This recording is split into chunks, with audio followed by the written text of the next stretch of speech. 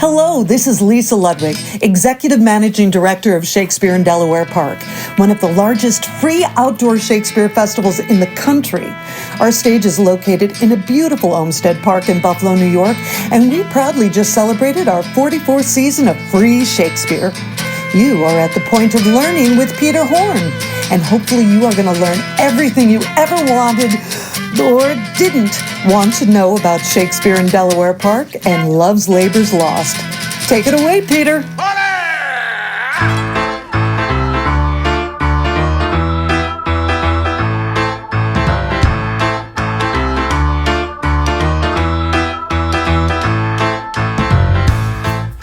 On today's show, we ask the 400-year-old question, are you ready to get Shakespeareanced? Well, listen to that. We'll hear from actors who return year after year to this unique Buffalo festival. Shakespeare in Delaware Park is for everyone, and you feel that. We'll hear how the magic started in 1976. He said very casually, who's doing Shakespeare in Buffalo? And I said, well, nobody really. The colleges do it, but nobody's doing it professionally. He said, start something. I said, well, how do I start something? He said, well, call the mayor. I mean, I grew up in New York City where calling the mayor meant calling Mayor LaGuardia. And why this happening is not quite like any other. It is the only Shakespeare festival that I know of that doesn't have a fence around it. All the other festivals throughout the country that I'm aware of, the audience experience is tightly controlled. You come in, you get into a line, you wait behind a gate. When they open the gate, you can come in, and then they control the seating. It's free still, and they pass the hat, but there's no spontaneous chaos like we have. We'll hear from some of those who work hard to pull it off. One of the joys about theater is that it's live and it shouldn't be the same show from night to night. We had people that came to see the show 5 or 6 times, and I think every show that they saw was just a little bit different, and that's because we always worked on these characters. We never let the feeling of it stop. And some of why we believe it matters. To give the gift to a small kid of their first experience with Shakespeare being one that is like accommodating of their needs and open and welcoming and fun and live. It's just so cool. If you've listened to this show for a while, you know I'm fascinated by the power of theater to engage and connect, to challenge and delight. Last February, I showcased Epic Theater Ensemble and its work to provide a platform for New York City high school students and their ideas about the world. In March of 2018, I talked with Oscar Eustis at the Public Theater about the ancient relationship between drama and democracy. If you haven't heard this show in a while, it's because I spent most of the summer collaborating with a group of talented actors, designers, musicians, directors, stage managers, and interns in what is now one of Buffalo, New York's great public art traditions, Shakespeare in Delaware Park. Specifically working on a play called Love's Labor's Lost. If you've only seen or read a few Shakespeare plays, this probably isn't one of them. Nor should it be, probably. The main plot is 4 rich guys who swear off food, drink, and sex for 3 years, or until 4 rich French ladies show up, about 15 minutes later. There's misplaced letters, love triangles, and wisecracking clowns of many kinds, plus a strange turn at the very end where a king that the audience never meets dies and so prevents the rich kids from getting married. So weird. Plus, there's wordplay and puns that even this old English teacher isn't quite sure he understood completely, even after hearing or saying them 4 dozen times. But none of that kept a 7-year-old girl in the audience from being spellbound the entire time. I'd say she was in the front row, except that this is Shakespeare in Delaware Park, so there aren't rows per se. There are blankets and lawn chairs, coolers and cheese trays, and 1,000 or 2,000 people who showed up to watch some free theater in one of the most beautiful spots in the city. As founder Saul Elkin likes to say, someone once described this festival as a huge picnic where a play happens to be going on.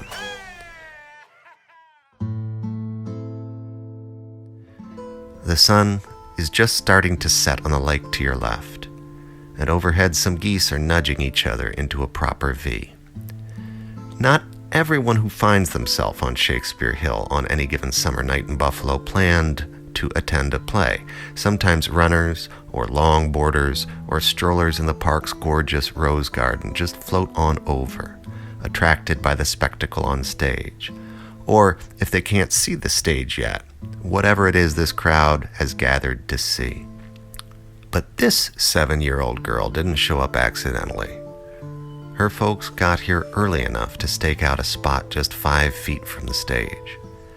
As an actor in the performance, I am totally thrilled by this kid who seems utterly captivated from the moment the live music starts, and the king and lords of Navarre arrive on stage to tell us about the oath of abstinence they're about to take. You may guess I'm going to claim that this child was at the point of learning.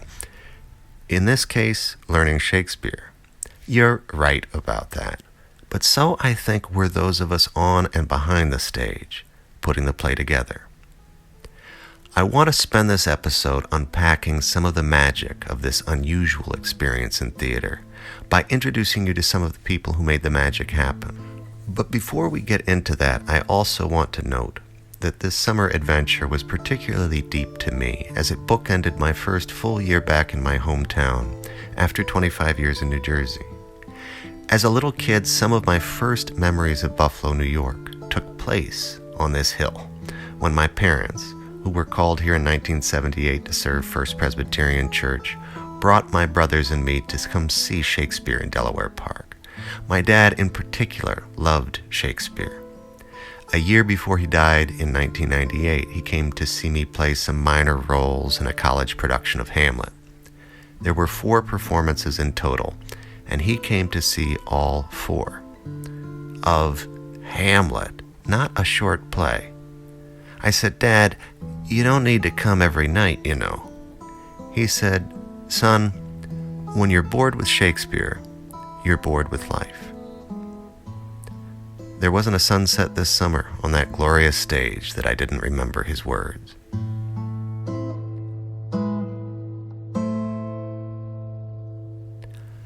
Let's start with Rebecca Elkin. My name is Rebecca Elkin, and I played the Princess of France in this production of Love's Labour's Lost. Rebecca knows a thing or two about being a kid on this hill. Shakespeare in the Park is definitely my favorite place in the world. It has been since I was a tiny kid. Because it was her father who founded Shakespeare in Delaware Park. I'm told when I was 3 months old, my dad brought me to the hill, my mom and dad, and I guess my dad held me up, Lion King style, to introduce the hill to their new daughter. Even if you're not a little Simba, you don't need a ticket for this festival. There's just a free will donation at intermission.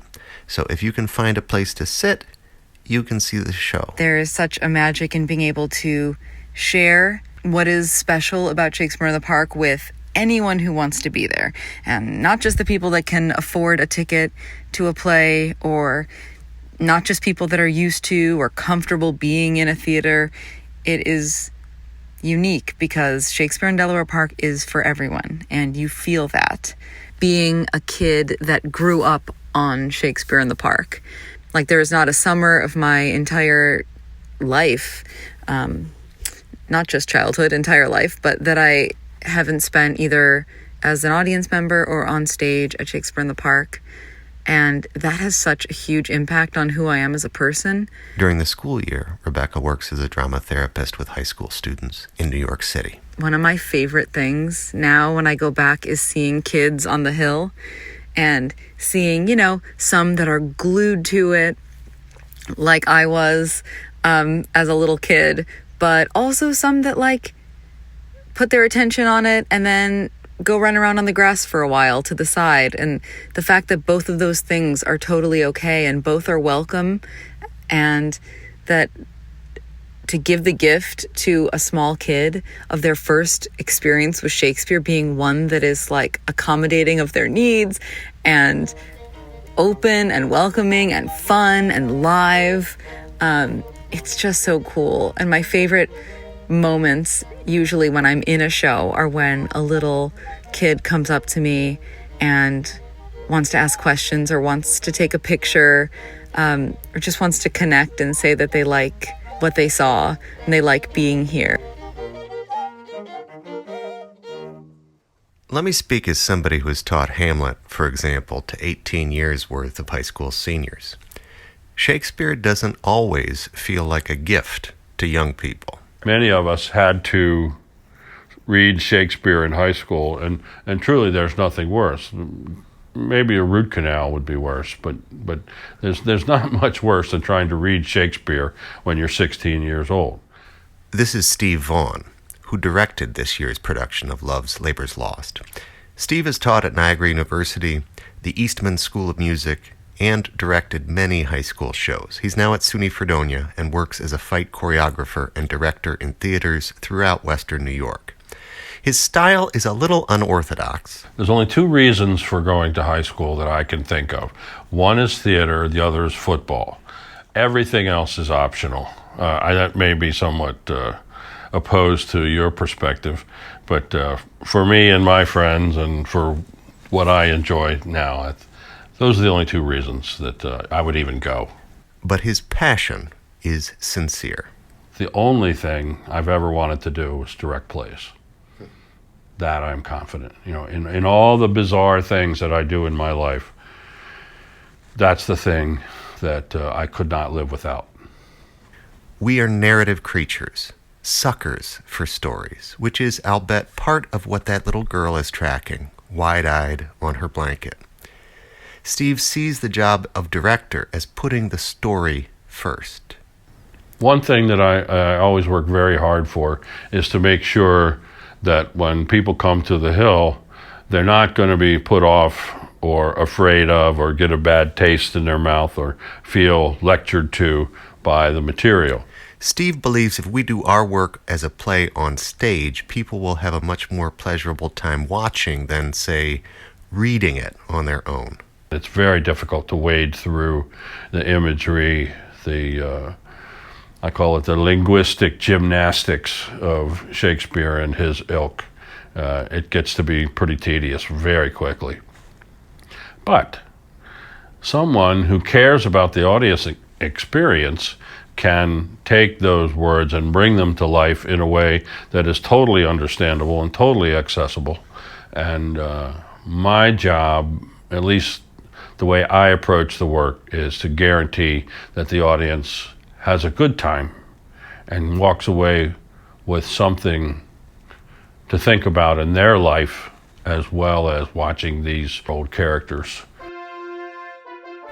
One of the most fascinating things for me as a student of dramatic literature is to come to grips with the concept that we have not changed at all, a tiny fraction of a millimeter as human beings since the Greeks began writing plays down. You study the Greek plays and you'll see the same people that we are today, the same characters, the same character defects, the same spiritual joy, the grandiosity, the immortal side of all of us, the divinity in all of us. You will see those heroes, you will see those villains from literature from 5,000 years ago. Oh, well, we're so evolved. We have iPhones. We can take video on my telephone. We're so much smarter. We are nothing. We are nothing. We are exactly the same as man and woman 5,000 years ago. The plays are the same. The conflicts are the same. The joys, the sorrows, the fears, they're the same. It's very important for me to make sure that when an audience member leaves Shakespeare Hill, they're able to relate to that. They're able to understand that. Wow, all those big fancy words, he's just talking about this guy hates that guy. That's all we're talking about. And so I work very hard to try to distill the language. I love the language. The language is beautiful, and it is truly, truly inspired writing. But the story has to come first. And if the story is compelling, then the language takes on the beauty that I can understand, that I can accept. When we're working in rehearsal, I will often stop and ask the actor, so what are you saying? What is it that you're trying to say? You've got this long string of adjectives and adverbs, but what does that mean? What is it you're trying to say? And I'll make them tell me simply in 2 words, what is it they're trying to do? And then go back and insert that. Intention is the acting word. What is your intention? And insert that intention to drive this string of poetry. The poetry comes from an intensified way of performing, an intensified way of feeling and loving life. So if a normal person would go, oh, that's great, a Shakespearean actor would have to go, forsooth, magnanimous, extraordinary. It's the difference between she's hot and all but she doth teach the torches to burn bright. Precisely. That's very well said. Thank you. Much better Shakespeare than mine. Yeah. So thank you. It's true. I got a podcast. It's true. You would never get the kind of talking that we see on the Shakespeare stage. And in fact, in most theater, it is a heightened reality. Yeah. It is bigger than life. Like many of Shakespeare's plays, Love's Labour's Lost sets up a kind of contest between country life, represented by the servants, and life at court, as lived by the Spanish playboys and the ladies visiting from France. Steve himself came up a little bit country. Where I grew up, we had a school farm, and we milked cows and took care of the pigs and the chickens and horses, and so that I enjoyed. We got to drive tractors and fix tractors. That I enjoyed very much, but theater and football, that was it. The rest was optional. Where was that growing up? This is Harford County, Maryland, right on the Mason-Dixon line, north of Baltimore. Got it. And the nearest neighbor was a half a mile away. It just so happened where I grew up milking cows, there were a string of 3 and 4 boy families all within a 2-mile radius. And so we had our own private army of boys who were all the same age, who used to hang out together and do the shows and play sports and raise holy hail and terror in the neighborhood. We were monstrous juvenile delinquents, but country juvenile delinquents. It's different than city juvenile. I'm doing West Side Story now, so I think of the city juvenile delinquents and the things that they would do compared to the things that we would do. Very different growing up. It's true that cow tipping is not actually a thing, right? Well, you can, but it's really not anywhere near as fun as other activities like driving pickup trucks through people's lawns and shooting mailboxes with shotguns and things like that. Who needs baseball bats? No, we had shotguns. Do you feel that this predisposed you, this agrarian basis, your rural background? Do you think it predisposed you to some of the country characters as opposed to the royals? No. Well, it's an interesting question. You did describe Jacquinetta, our milkmaid, as the only person who actually does work, does something in your kind of... That's correct. I think that Shakespeare was predisposed to the rural, to a pastoral lifestyle, if you study As You Like It, or even Midsummer Night's Dream. Many times you'll see that Shakespeare is decrying the terrible behaviors at court, the arrogance and the sophisticates at court, and the bumpkins come out on top in terms of their cleverness, their ability to cope, their serenity with life. And I think that Shakespeare was totally drawn that way. And I suppose now that I think about it, thank you for the question, I think I do the same. I think I'm drawn that way as well. I love the city. I love urban life for the sake of the arts, where I can hear a symphony, or I can go to the library, an art museum, or see theater. I just got back from New York City, spent 4 days there doing urban delights. But the first thing I did when I got back is went out into the woods and cut firewood, because I could never live either place solely. Mm-hmm. I have to have trees and woods around me. I have to have solitude. And I also have to have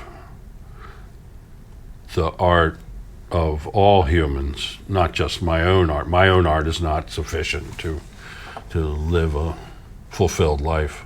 This actually could be a very nice segue, because here with Shakespeare in the Park, you have a urban, like a cultural offering that to a lot of people feels very highbrow, just the idea of a Shakespeare play, right? True. But then you offer it in this most democratic of settings. And Yeah. it's not just this beautiful outdoor setting, which is, stunning. Getting to work in a theater when you watch the sunset on the Hoyt Lake, and I mean, that the geese. The geese. The geese are that part is beautiful, but also it's this very democratic experience where people can just come and show up. People who may not have any idea that a play is taking place, just they're going for a walk or kind of exploring, and then they see this crowd or they hear something and they come over and they can just sit down and be part of it. There's no waiting in line. There's no ticket to get. If you can find a spot on the hill, you can be there, which is one of the things that for me is most exciting about it, and I appreciate it in a different way as a performer this year. But it is extraordinary. Yeah. It is the only Shakespeare festival that I know of that doesn't have a fence around it. All the other festivals throughout the country that I'm aware of, the audience experience is tightly controlled. You come in, you get into a line, you wait behind a gate. When they open the gate, you can come in, and then they control the seating. It's free still, and they pass the hat, but there's no spontaneous chaos like we have. I remember once we had half of an audience that was full of Pokemon treasure hunters. I don't know whether you know. Like the Pokemon Go, like that video game? I don't really understand from a couple it, years ago? But it's some kind of treasure hunt where you look at your phone, and the phone tells you where Pokemon are, and then whatever that means, and then you follow the treasure map around the city. And all these people were staring at their phone and wandering around in the park, and all of a sudden they looked up, there's a play. And they all sat down and started watching the play. Let's meet some more of the actors who thrived in front of the park's lively audience. This is David Wysocki. I'm an actor playing the role of Lord Domain in Love's Labour's Lost. I was performing in a space for an audience that was on a wider, massive scale. When you're performing outdoors, it's just incredible. The audience is, you always see the audience from the late afternoon until the dark night. It was intimidating because they were present there, but also exciting because you get to continuously get their involvement in their interaction, and their reaction is just thrilling. My name is Melissa Leventhal. I played Jacquinetta in Love's Labour's Lost, otherwise known as the Country Wench. You heard Steve and me reference the milkmaid Jacquinetta during our conversation. To prepare for a role that's part love triangle, part clown, Melissa drew inspiration from everything from Commedia dell'arte to Stephen Sondheim musicals. Commedia dell'arte was a fad in Italian theater 300 to 400 years ago, but it's stock characters. It's go-to characters. It's straight from central casting characters. Still feel lively. For further examples, consult your sitcom of choice. I took a look at some stock Commedia dell'arte characters, in particular the Columbina character. So she is the Harlequin's mistress, so she's one of the servants and one of the clown characters in Commedia. And I took what I had learned from Niagara University when I had to take the physical theater classes, and we studied Commedia characters and how to portray stock characters like that, to focus on how to portray Jacquinetta. Petra from Sondheim's Little Night Music, she has a song called The Miller's Son, and to me that kind of embodied the essence of Jacquinetta's character, which was to enjoy all of the men that she was able to, because life is too short and too sweet to waste it. Life's meant to be enjoyed. Melissa knows what she's doing on a big stage. So historically, I was originally trained for large theater, and the use of facial expressions, especially makeup, is a little bit different. When you're working with a large stage, you have to be a little more pronounced. And I really enjoyed the entire experience. Jacquinetta was just fun and flirty, and the way that she was portrayed as someone that enjoyed life in all of its shapes and forms is something pretty remarkable. To be a plus-size actress in particular, showing that, the body positivity, which I think is very important in today's society, was also very important to me too, to be able to portray someone that's not, a stereotypical beauty, if you will, or size, to be shown as something worth desiring. So it's very important to me, and a privilege and an honor to be able to portray that as well. For still her cheeks possess the same which native she doth owe.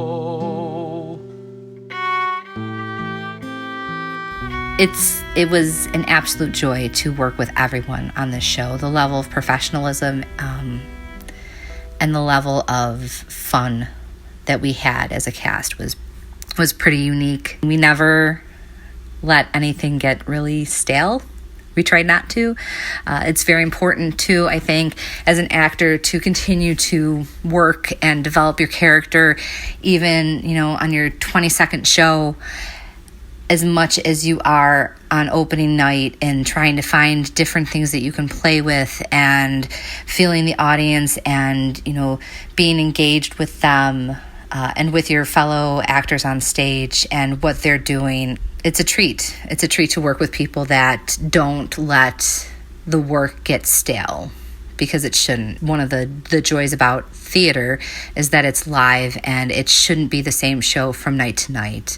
We had people that came to see the show 5 or 6 times, and I think every show that they saw was just a little bit different, and that's because we always worked on these characters. We never let the feeling of it stop.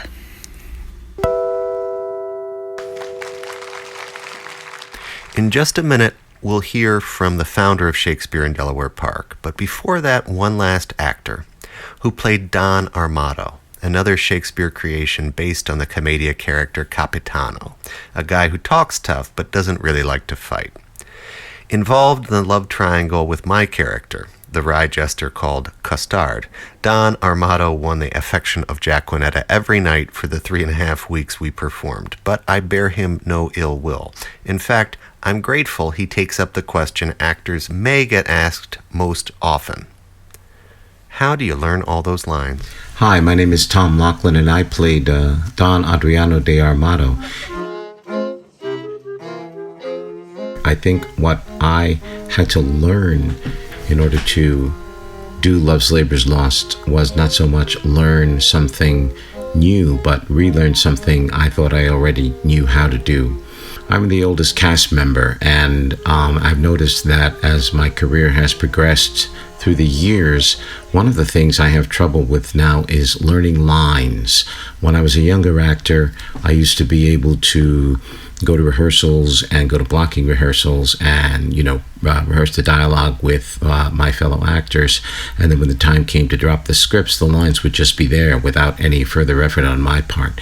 But I have noticed that as I've gotten older, the brain doesn't fire the same way. Those brain cells don't have as quick a little mechanism in their synapses. And so I've had to make an effort to relearn how to learn lines. And the trick that I picked up perhaps 1 or 2 shows ago is recording my lines along with somebody else, so that I would record an entire scene.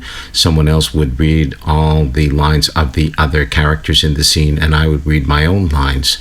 And I would record that scene and then play it, over, listen to it, and I was able to do other things. I was never very good at cold memorization, which is just looking at the script, reading the lines, trying to memorize them, putting the script down, trying to say them out loud, reading the script, so on. That always frustrated me. But this way I can take them, listen to them, I can hear the scene, I can hear the other parts being read to me, and I can say my own lines over the recording that I have, check for any errors, and continue on. And this helped me a lot in Love's Labor's Lost, because I actually came into rehearsals a week late, so I had to come in with my lines pretty much already memorized to keep up with my fellow actors in terms of the rehearsal process. It's a part of aging. Your brain doesn't fire very well. You forget where you put your keys, so on and so forth. And in my case, it's a matter of where did I put that line. But this process has been a real big help to me in relearning how to learn lines.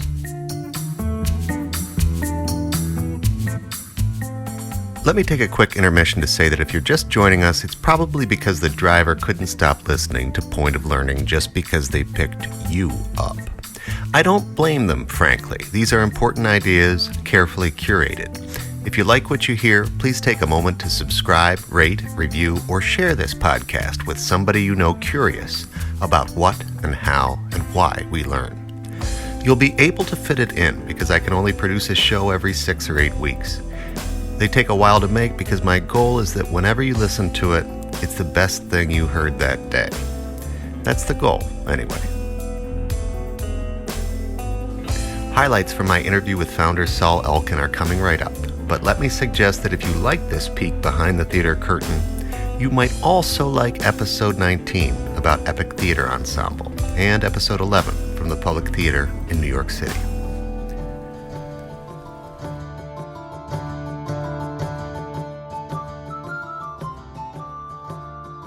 So how did the magic begin? Meet Saul Elkin. Whatever it might be when it begins, by the time the sun begins to go down and the city noises begin to abate, it becomes a theater. And if you've had the experience as an audience of seeing Shakespeare, or if not, suddenly you're invested in ways you weren't. Maybe you were worrying about the picnic that you brought.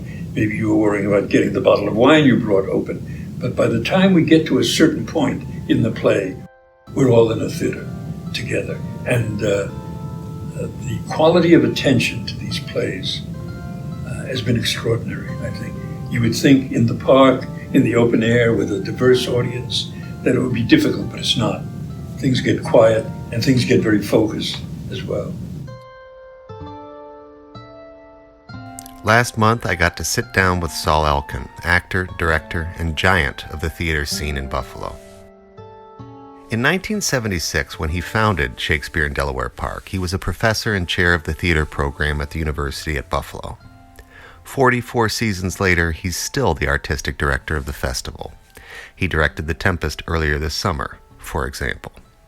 When I asked him to share some background about the origins of Shakespeare in Delaware Park, I assumed that it had been inspired in part by Joe Papp, the visionary founder of not only the Public Theater in New York City, but also the New York Shakespeare Festival, now most often called Shakespeare in the Park. Joe Papp's festival began in 1954, some 2 decades before Shakespeare in Delaware Park, so I assumed there was some kind of Papp connection. But I had no idea that Saul had once auditioned for Papp. For a production of Richard III, I had no idea that George Scott had been precast. And I thought, certainly. As in George C. Scott. George C. Scott, right. That one. That George Scott. Okay. And I thought for sure that the part was open and I could do it. And I had called for an appointment for an audition, and I was told to come to that little outdoor theater at the foot of Grand Street in Manhattan. This was before the New York Festival moved to the Delaware Theater in Central Park, which opened in 1962. Told to memorize a 2-minute speech, which I did, so I took something from Richard III, needless to say. There were about 20 people, and my name was called. Pap was sitting there, a couple of other people. I did the speech, I started to go, and he said, "Wait a minute." And I thought, "Oh, that's a good sign." He said, "Sit down." So I did. "Tell me something about yourself," he said. So we began to chat, and it turned out that we were both Jewish, we were both the children of immigrant parents. It got very warm, and the more we talked, the more I thought, this is going somewhere really terrific. And finally, at the end of which he said, I think I can offer you a non-speaking role. And I thought, and my heart sank. And I said, "Can I get back to you?" I don't know if anybody in the history of Joe Pap's existence as a producer ever said to him, "Can I get back to you?" He never did get back to Joe. Saul already had an acting gig lined up in Vermont for the summer, so he took that and avoided making the call to tell Joe he wasn't interested in the non-speaking part.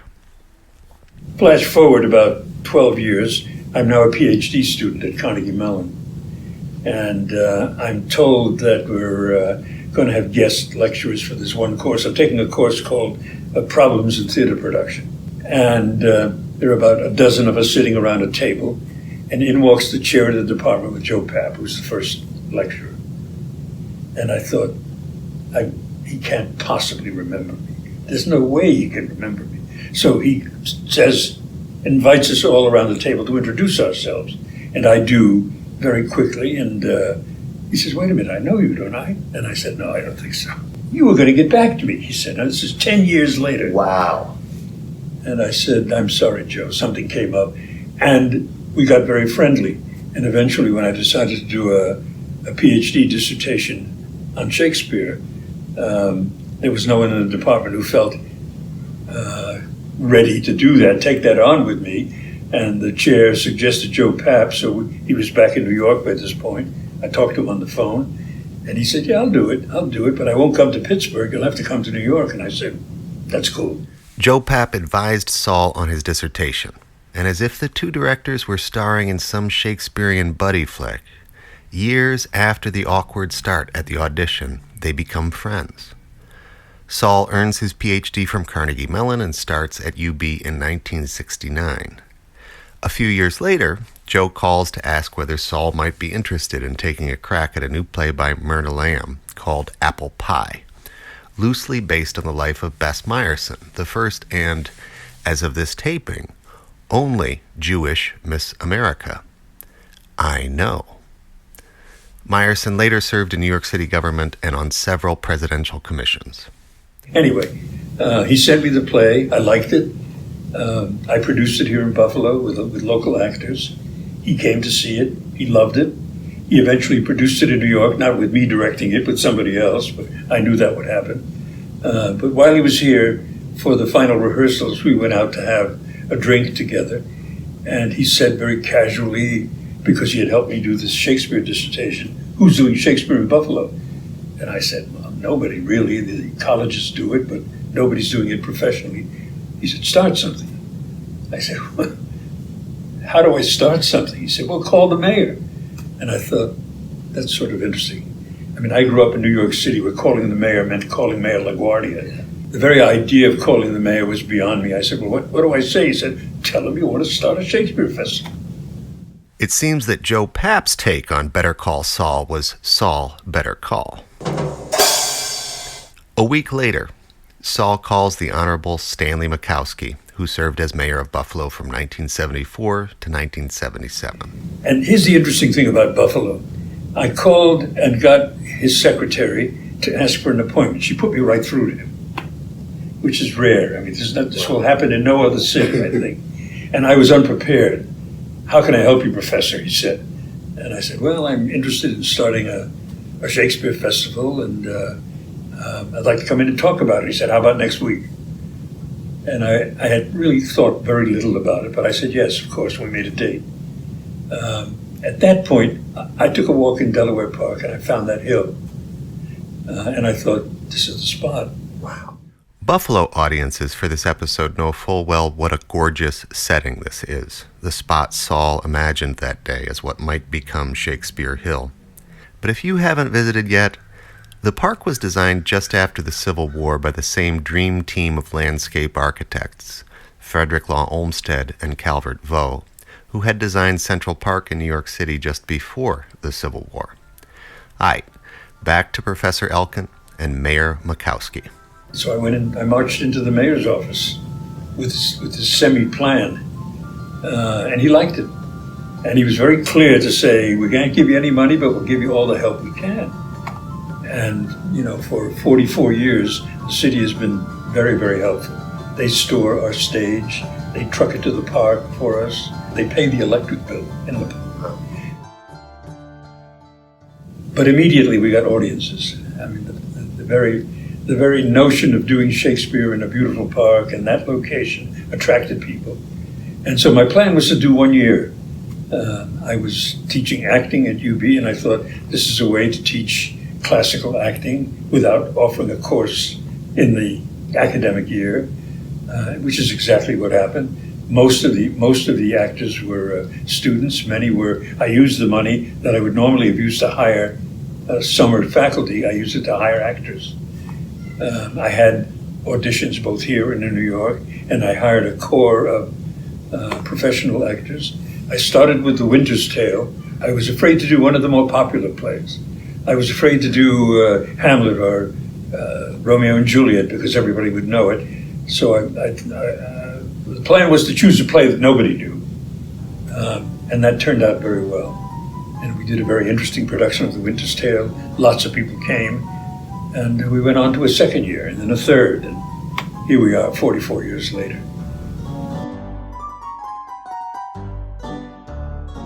In the early days, the festival had a reputation for edgy productions. For example, here's Saul on Hamlet, 1977, influenced by a production that Joe Papp had directed in New York City. Hamlet was my first shot at really taking the play in a direction one would not expect with Shakespeare. Hamlet first appeared, a coffin was wheeled on stage, and the lid flipped open, and Hamlet sat up wearing earphones with pictures of the Beatles inside the coffin. The coffin was wheeled to the foot of a bed in which Claudius and Gertrude were sleeping. I directed it and also played the ghost in Hamlet. I did a couple of things where Hamlet sat on my lap and I was a ventriloquist, and I did the speech, and Hamlet sort of moved his mouth. We had a rock band. We got to the end of the play in rehearsal, and I realized that we couldn't end with swords because we were very modern. That somehow that final scene in Hamlet, where Hamlet duels Laertes and they both die, had to be done another way. So I invented a duel with pistols, a duel that was sort of like Russian roulette, and then it boiled down to one pistol that Hamlet had, and he would hand it to people. There was one bullet in the revolver, and he would turn it so that people would point at people and they'd either shoot or not shoot. And it boiled down to everybody, and the stage was littered with bodies except Hamlet, and he needed somebody to play Russian roulette with him. So I had him go out into the audience every night, and he found somebody who was willing to come up onto the stage and shoot him. And as he brought the person onto the stage, he explained what that person had to do. He gave the person the pistol, stood him over on stage left. He went over to stage right. He said, okay, pointed. He had turned the revolver so that the gun wouldn't go off. The guy pointed the pistol at Hamlet, click, click, click, it didn't go off. Hamlet thanked him very much, took the pistol from him, walked him back to his seat, ran back onto the stage, tripped, and the gun went off. Confetti, and the orchestra played, and Hamlet said, the rest is silence, and the play ended that way. So it was very popular with young people. There were young people who came again and again to see this version of it.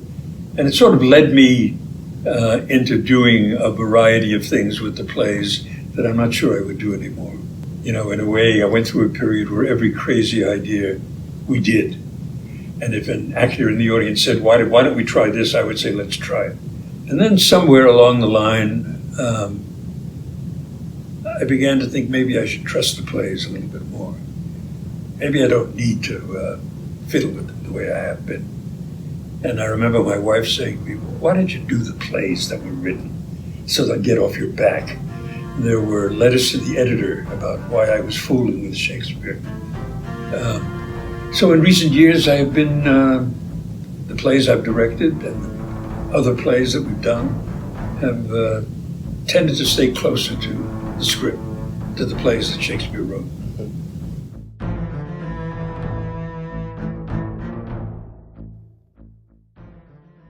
One of the features of the festival that Saul instituted at the start was the internship, a kind of apprentice role for student actors. It's changed over the years, but the internship is still very much a feature of Shakespeare in Delaware Park. This year, 9 extraordinary young people helped to make the shows happen, on and off stage. Most were in high school. Vince had just finished 8th grade. Hello, my name is Vincent Connor Murphy Robeson, but you can call me Vince, Vinny. Yeah, you know, I've been working at Shakespeare in Delaware Park as an intern for 2 years, and what an intern does is more or less, you know, take care of the stage. We prep the stage, we take stuff on and off, and occasionally we'll have small parts. And I've been working, you know, as an actor, so to say, for about since I was in 5th grade, and now I'm 14. And I was inspired to really start acting by Shakespeare in Delaware Park when I saw them. And I was like, why can't I do that? And I decided to start, you know, doing small parts in the 5th grade when I first had the chance. But now I'm working with Shakespeare in Delaware Park, and it's good because, you know, they're giving me a chance to really work with professionals, as well as that them being on my resume can help me with getting other professional work. But really what the interns do, other than prepping the stage, taking stuff on and off, and having small parts, is at about 2 o'clock at UB Tuesday through Friday, we take classes on acting, like improv, punctuation, other great stuff. And traditionally on the last Friday of each show, we put on a show of our own at about 6 o'clock, but however this year we have to do it on Saturday the 17th. The intern's show last month was particularly fine. They did a 1-hour version of Two Gentlemen of Verona, and all of us in the audience nearly lost our damn minds. They were so good. All the live music, or more precisely, music recorded live from Love's Labour's Lost, was taped for this podcast with permission from the composers, full credits at the end, by the man who did all the live sound from the show, Tyler Furness. It's part of the curse of audio engineers that most people only notice their work when something doesn't work, like a crackly mic or sound that suddenly drops out. But their expertise and dedication are essential if anybody's going to hear any actor in a park that is pretending to be a theater. Hi, my name is Tyler Furness, and I am the soundboard operator for this season of Shakespeare in Delaware Park. What that means is I control all the microphones and the sound effects for the actors and the musicians. Anything that goes through the speakers is in my hands. The main thing I've had to adapt to is just the fact that it's outdoors. So this is the first outdoor theater I've worked in, and it poses a lot of new challenges. So if you know a thing or three about electronics and microphones, you'll know they don't like being wet, they don't like humidity, they don't like static electricity, and all these things really fight against you when you're working outdoors. So in this theater, more than any other that I've worked in, it's very important to have a backstage crew that's going to work with you and communicate with you when things go wrong. I'm so glad as well to have a representative from our amazing stage management team, because too many theater goers, and more than a few actors, don't really understand how critical the stage management, or SM, role is. Hello, my name is Natalie Morrow. I am the stage manager for Love's Labour's Lost at Shakespeare in Delaware Park. This means during rehearsal, I do a lot of communicating, recording, and organizing. During the show, I'm in charge of everything on stage and backstage. And one of my main jobs during performance is to maintain the show and keep morale up after the director leaves. Natalie is studying stage management at SUNY Purchase. The park runs very differently than the commercial theater model I'm taught at school.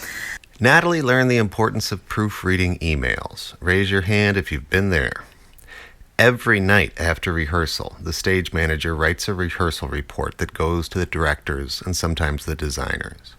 So this one time, she sends out a rehearsal report before reading it carefully. I wrote, "We're getting rid of the entire set, period." And I just sent it out just like that.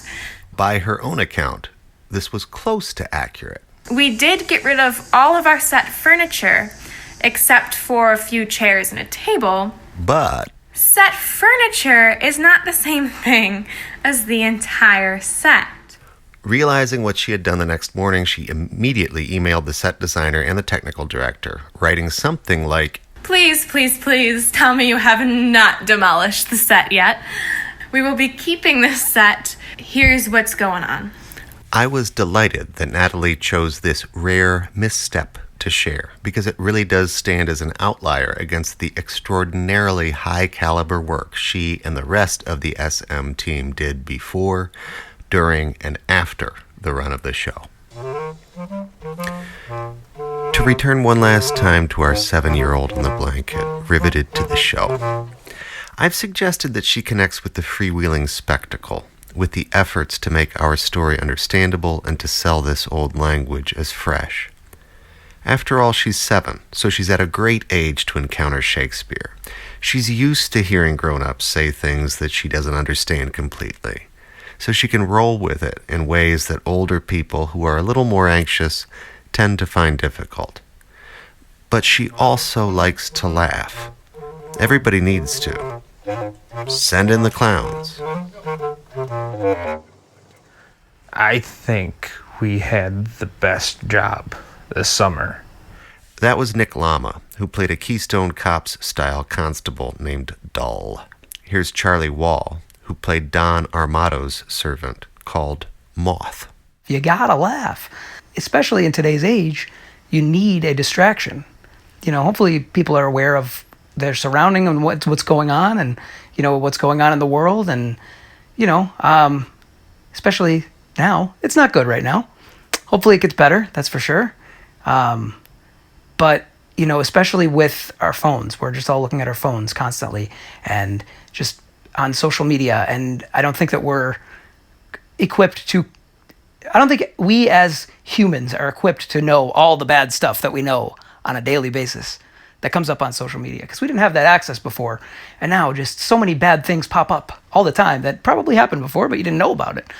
Not to mention the state of the world right now, which is also just awful, and you need a distraction from it. So yeah, you gotta find the things that make you laugh. You gotta find, drama is great for entertainment also because it makes you feel, but comedy, you need it, whether it's a comedy podcast or a comedy TV show or Night at the Theater, which I hope we provided people some laughs. Because yeah, I think that's just so important in 2019. Shakespeare's comic characters, some of whom are full-on clowns, play an important role. Here's Nick again. They were the characters that oftentimes playgoers most related to. So they were the ones who translated what was happening to the audience, which is why the clowns were the ones who talked to you, who came out to you eye to eye, who came out onto the hill. They made sure that everybody was on the same page. Back to Charlie for the last word. You know, I think our role as clowns, to make the people laugh, to make the people on stage laugh and off stage laugh, to do that, to achieve that, you have to achieve that well, you have to have a very tight-knit cast. And you have to have a cast that has chemistry.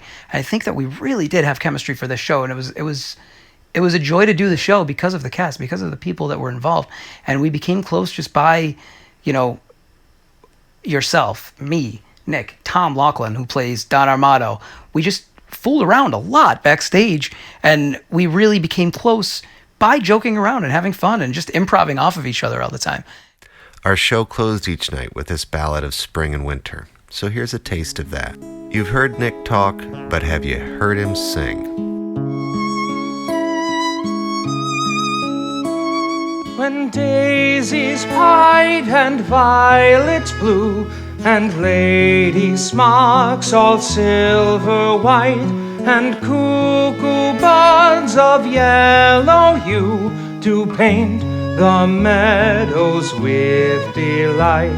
The cuckoo then on every tree mocks married men, for thus sings he, cuckoo, cuckoo, O word of fear, unpleasing to a married ear.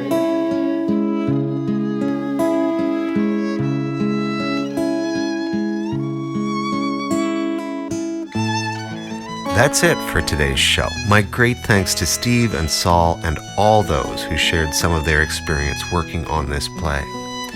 A full list of cast and crew is posted on the show page for this episode. Special thanks to the musicians, including Randy Andropoulos and Jay Wolin, who wrote the music for Love's Labor's Lost, and Jay Wolin, Keith Galantowitz, and John Landis, who performed it.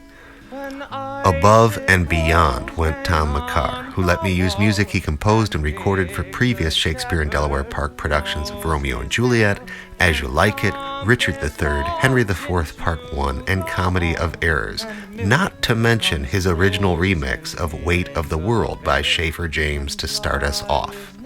If you're in Buffalo, you can hear Tom McCarr playing original songs and inspired covers the first Wednesday of every month at Mr. Goodbar.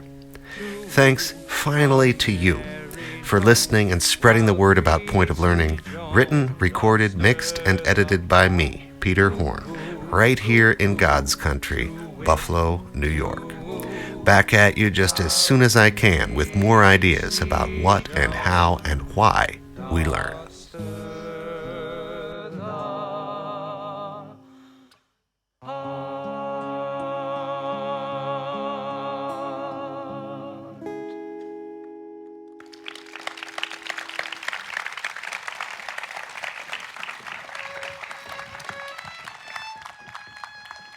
So we've had very few disruptions in 44 years. Yeah. Very few. And the one memorable one was in a production of King Lear when two people streaked naked across the stage.